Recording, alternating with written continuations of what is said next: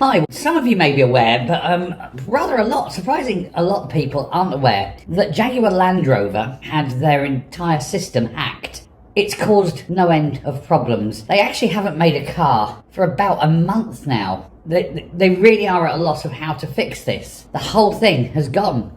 And we're not just talking about things like, records, payroll, cash book, accounts, but things like the computer-controlled production lines aren't working. Millions of lines of code that help guide the production line that say, right, we need this particular model, we'll need this, and this, drag them up and so forth. All that just-in-time delivery at the production line, ready for this car model, or this variant, or that variant, or whatever. It's all gone. It's all broken. And they're really struggling.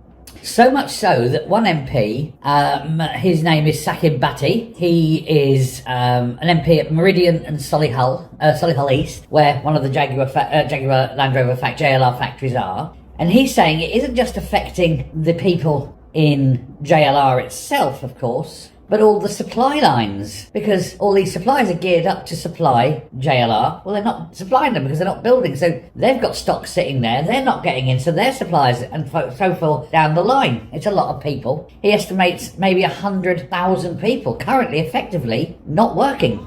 And he's going to ask, or has asked, Rachel Reeves to step in and basically furlough them at public expense.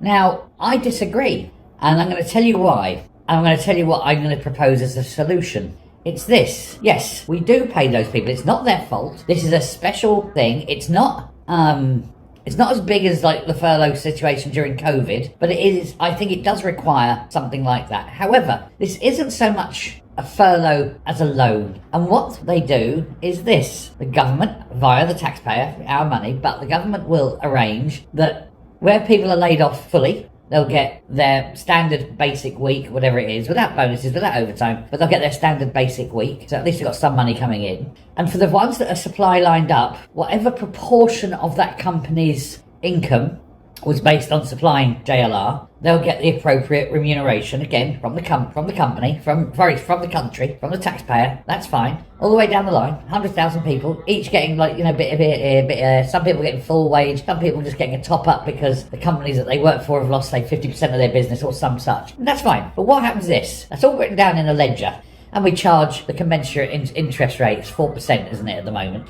And that goes in there, and it tots up, and it goes boom, boom, boom, boom, boom, boom, and it adds up until it's fully there, until JLR are back up and working and getting people back into work again, and then it stops. Whatever that value is at the bottom, that's presented to JLR as a bill. And yeah, we give them time to pay it off with interest.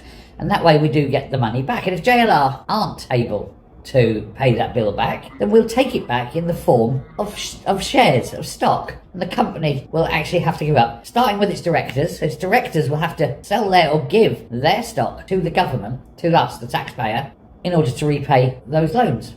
I think that's eminently fair. You're going to say, well, it wasn't the board of directors' fault, wasn't it? Yes, somebody hacked them, but they obviously didn't have enough foresight to make sure that there was defences there to stop that. They obviously didn't invest heavily enough in cyber defence. So yeah, it is their fault. Partially, yeah, 50% of their fault. 50% the person who did it, 50% Jaguar Land Rover board for letting it happen. So I think that's fair. Now, if you've got this, and as I say, it's a unique and exceptional case, and I do think this is one of those things where the argument is made that yes, we do it. But as I say, it's not a giveaway, it's not a donation, it's a loan with interest that JLR must repay.